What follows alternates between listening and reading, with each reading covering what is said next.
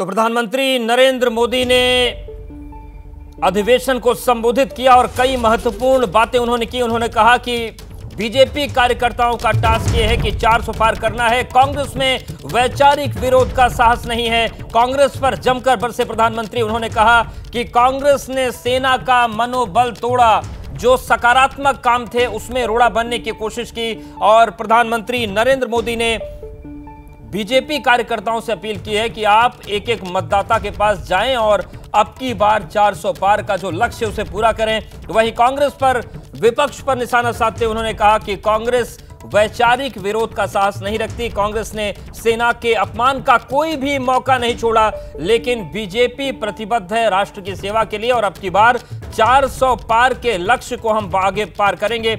देश के भाग्य को बदलने का यह समय है। हमारे साथ हमारे सहयोगी नीरज पांडे बने हुए हैं। नीरज, एक लंबा भाषण प्रधानमंत्री नरेंद्र मोदी ने दिया और पूरा खाका खींच दिया गया है कि किस लाइन पर बीजेपी 2024 की जंग को लड़ेगी।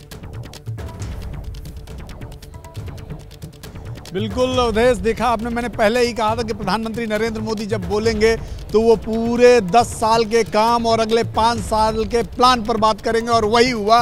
प्रधानमंत्री नरेंद्र मोदी ने अपने सभी कार्यकर्ताओं से कहा कि अगले 100 दिनों तक वो लग जाएं, लोगों तक जुड़ जाएं और जो फर्स्ट टाइमर वोटर है कम से कम वहाँ तो ज़रूर पहुँचे, उन तक नॉक करें और उन्हें हमारे 10 साल के काम और अगले 5 साल के प्लान के बारे में उनको बताएं और कैसे उनको जोड़ना है ये भी समझाएं। नमो ऐप के ज़रिए का भी सहारा लेने के लिए उन्होंने कहा। तो बिल्कुल साफ है, उन्होंने जिस तरह से अपने भाषण की जो समाप्ति की वो अब की बार 400 पार का नारे के साथ की, तो इससे साफ हो रहा है कि भारतीय जनता पार्टी और नरेंद्र मोदी का जो प्लान है वो 400 पार का है और उस प्लान में अपने हर एक कार्यकर्ता को, हर एक व्यक्ति को जोड़ना चाहते हैं। और उनका साफ कहना कि जिस भी किसी को केंद्र सरकार से कोई भी सरकारी योजना का लाभ मिला है उस तक ज़रूर जाएं और उस तक मेरा प्रणाम पहुंचाएं। तो दरअसल ये 100 दिनों का जो लक्ष्य है, यानी कि आने वाले चुनाव होने से पहले तक जो समय बचा है,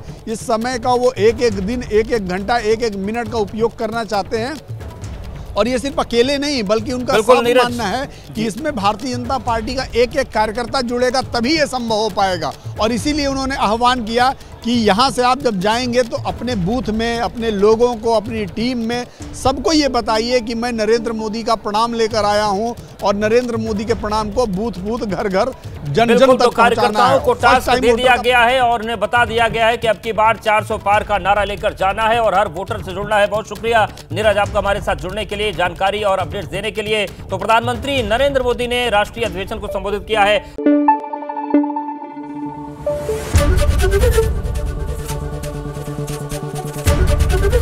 एबीपी न्यूज आपको रखे आगे।